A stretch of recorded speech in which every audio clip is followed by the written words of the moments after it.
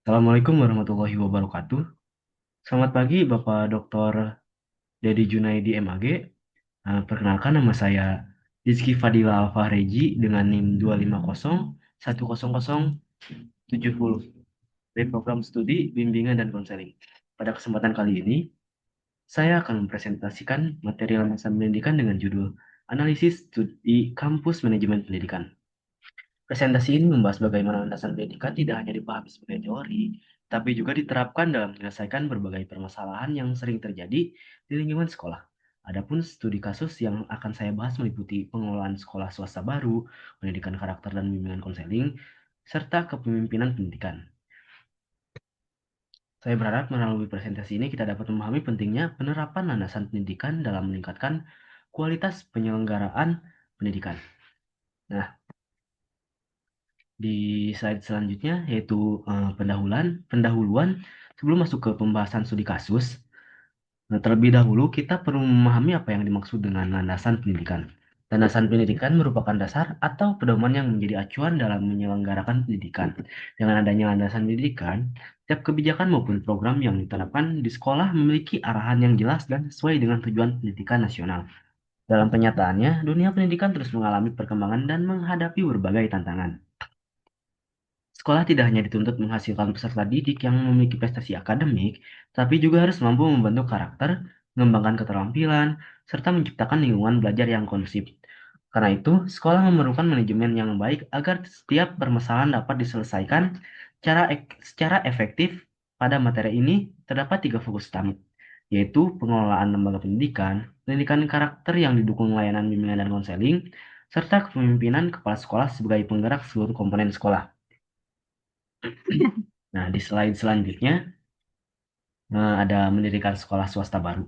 Pada studi kasus pertama, terdapat sebuah rencana pendirian sekolah swasta di daerah pinggiran kota. Tentunya, kondisi tersebut memiliki beberapa tantangan. Yang pertama, lokasi sekolah berada di daerah pinggiran, sehingga harus mampu menarik minat masyarakat untuk menyekolahkan anaknya di sana. Kedua, sasaran utama sekolah berasal dari keluarga dengan kondisi ekonomi menengah ke bawah, yang artinya biaya pendidikan tidak boleh terlalu tinggi agar tidak eh agar tetap dapat dijangkau oleh masyarakat. Ketiga, meskipun biaya harus terjangkau, sekolah tetap dituntut memiliki kualitas yang baik sehingga mampu bersaing dengan sekolah lain. Selain itu, sekolah juga harus memiliki sistem pengelolaan keuangan yang baik agar operasional dapat berjalan secara berkelanjutan dan tidak mengalami kendala di masa depan.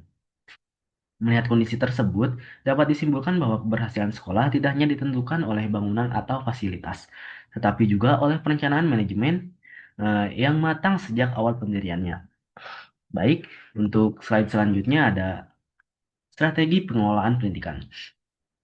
Untuk mengatasi berbagai permasalahan tersebut, sekolah perlu memiliki visi, misi, dan strategi yang jelas. Visi sekolah adalah menjadi sekolah yang berkualitas, berkarakter, terjangkau, dan mampu mencetak peserta didik yang berprestasi. Visi tersebut kemudian diwujudkan melalui beberapa misi, yaitu menyelenggarakan pembelajaran yang berkualitas, mengembangkan karakter dan keterampilan peserta didik, meningkatkan kompetensi tenaga pendidik, serta menjalin kerja sama dengan masyarakat maupun dunia usaha. Selanjutnya, terdapat beberapa strategi yang dapat diterapkan. Yang pertama adalah menetapkan biaya pendidikan yang terjangkau tanpa mengurangi kualitas pembelajaran. Kedua, memanfaatkan berbagai sumber pendanaan seperti dana BOS maupun kerjasama dengan mitra agar kebutuhan operasional sekolah dapat terpenuhi. Ketiga, memanfaatkan teknologi dalam proses pembelajaran sehingga kegiatan belajar menjadi lebih menarik dan efisien. Dan yang terakhir adalah melakukan evaluasi mutu secara berkala agar setiap kekurangan dapat segera diperbaiki sehingga kualitas sekolah tersebut meningkat dari waktu ke waktu. Baik, di slide selanjutnya ada analisis SWOT. Pada slide ini digunakan analisis SWOT untuk mengetahui kondisi sekolah secara menyeluruh. Yang pertama adalah strength atau kekuatan. Kekuatan sekolah ini adalah biaya pendidikan yang relatif terjangkau sehingga dapat diakses oleh masyarakat luas. Selain itu, guru memiliki semangat yang tinggi dalam mengajar serta lingkungan belajar yang nyaman sehingga mendukung proses pembelajaran. Yang kedua adalah weakness atau kelemahan. Karena merupakan sekolah baru, sarana dan prasarana masih terbatas. Selain itu, dana operasional juga belum stabil sehingga perlu pengelolaan keuangan yang baik. Yang ketiga adalah opportunity atau peluang. Kebutuhan masyarakat terhadap pendidikan terus meningkat. Pemerintah juga memberikan dukungan melalui berbagai program bantuan pendidikan sehingga menjadi peluang bagi sekolah untuk berkembang. Yang terakhir adalah threat atau ancaman. Sekolah harus bersaing dengan sekolah lain yang sudah memiliki nama baik. Selain itu, perubahan kebijakan pendidikan juga dapat mempengaruhi sistem pengelolaan sekolah. Melalui analisis SWOT ini, sekolah dapat mengetahui kondisi internal maupun eksternal, sehingga lebih mudah menentukan strategi pengembangannya. Baik, di slide selanjutnya, eh, studi kasus pendidikan karakter dan bimbingan konseling. Nah, studi kasus berikutnya membahas mengenai pendidikan karakter. Permasalahan yang terjadi adalah meningkatnya kasus bullying dan menurunnya sikap sopan santun peserta didik akibat pengaruh penggunaan media sosial yang tidak bijak. Fenomena ini menjadi perhatian karena sekolah tidak hanya bertugas memberikan ilmu pengetahuan, tetapi juga membentuk karakter peserta didik. Tujuan dari program ini adalah menciptakan peserta didik yang memiliki akhlak mulia, mampu menghargai orang lain, bertanggung jawab, serta menggunakan media sosial secara bijaksana. Dalam hal ini, guru BK memiliki peran yang sangat penting sebagai pendamping peserta didik. Guru BK membantu siswa memahami dampak perilaku bullying, memberikan layanan konseling, serta membantu siswa menemukan solusi terhadap masalah yang dihadapinya. Baik, untuk slide selanjutnya, di sini ada blueprint program pendidikan karakter. Program pendidikan karakter terdiri dari 3 bagian utama. Bagian pertama adalah pencegahan. Pencegahan dilakukan dengan mengintegrasikan pendidikan karakter ke dalam seluruh mata pelajaran. Memberikan sosialisasi anti-bullying, meningkatkan literasi digital, serta membiasakan kegiatan keagamaan dan budaya positif di sekolah. Bagian kedua adalah intervensi bimbingan dan konseling. Guru BK memberikan layanan konseling individu kepada siswa yang mengalami masalah. Konseling kelompok untuk meningkatkan kemampuan sosial, melakukan mediasi apabila terjadi konflik antara pelaku dan korban bullying, serta memberikan pendampingan psikologis apabila diperlukan. Bagian ketiga adalah peran orang tua. Orang tua memiliki tanggung jawab untuk mengawasi penggunaan media sosial anak, membangun komunikasi yang baik dengan guru BK, dan menjadi teladan dalam bersikap di lingkungan keluarganya. Jika sekolah, guru BK, dan orang tua bekerja sama, maka pembentukan karakter peserta didik akan lebih efektif. Baik, di slide selanjutnya, studi kasus kepemimpinan pendidikan.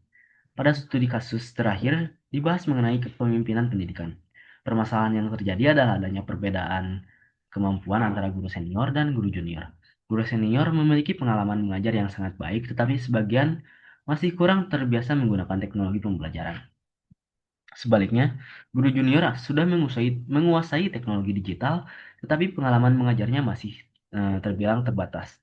Untuk mengatasi kondisi tersebut, diperlukan kepemimpinan transformasional. Kepala sekolah harus mampu menjadi pemimpin yang memberikan motivasi, membangun komunikasi yang terbuka, menghargai pengalaman guru senior, serta memberikan kesempatan kepada guru junior untuk berbagi kemampuan dalam penggunaan teknologi. Dengan demikian, tidak terjadi persaingan tetapi tercipta kerjasama yang saling melengkapi. Baik, di slide selanjutnya ada program pelatihan dan supervisi. Agar kepemimpinan transformasional dapat berjalan dengan baik, diperlukan program pelatihan dan supervisi.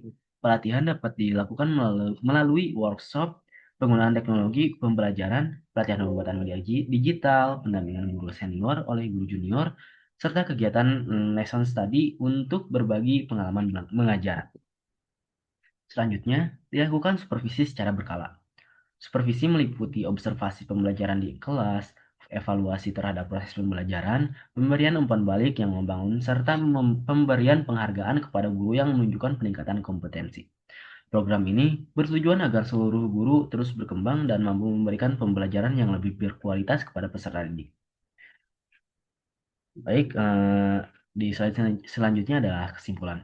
Berdasarkan pembahasan yang telah disampaikan, dapat disimpulkan bahwa landasan pendidikan memiliki peran yang sangat penting dalam penyelenggaraan pendidikan. Pada studi kasus pertama, keberhasilan sekolah ditentukan oleh perencanaan manajemen yang matang, mulai dari penyusunan visi, strategi pembiayaan, hingga evaluasi mutu secara berkelanjutan. Pada studi kasus kedua, Pendidikan karakter yang didukung layanan bimbingan dan konseling menjadi solusi yang efektif untuk mencegah bullying dan membantu peserta didik yang memiliki karakter positif. Sedangkan pada studi kasus ketiga, kepemimpinan transformasional mampu membangun kerjasama antara guru senior dan guru junior sehingga tercipta budaya kerja yang kolaboratif dan berdampak pada peningkatan kualitas pembelajaran. Dari ketiga studi kasus tersebut, dapat kita pahami bahwa landasan pendidikan bukan hanya konsep teoritis, tetapi juga menjadi dasar dalam mengambil setiap keputusan agar tujuan pendidikan dapat tercapai secara optimal. Demikian presentasi yang dapat saya sampaikan mengenai analisis studi kasus manajemen pendidikan. Semoga materi ini yang saya sampaikan dapat menambah pemahaman kita mengenai pentingnya penerapan landasan pendidikan dalam menyelesaikan berbagai permasalahan di lingkungan sekolah. Eh, saya menyadari bahwa masih terdapat kekurangan dalam penyampaian materi ini, sehingga saya sangat terbuka terhadap kritik, saran maupun pertanyaan dari Bapak gitu. Terima kasih.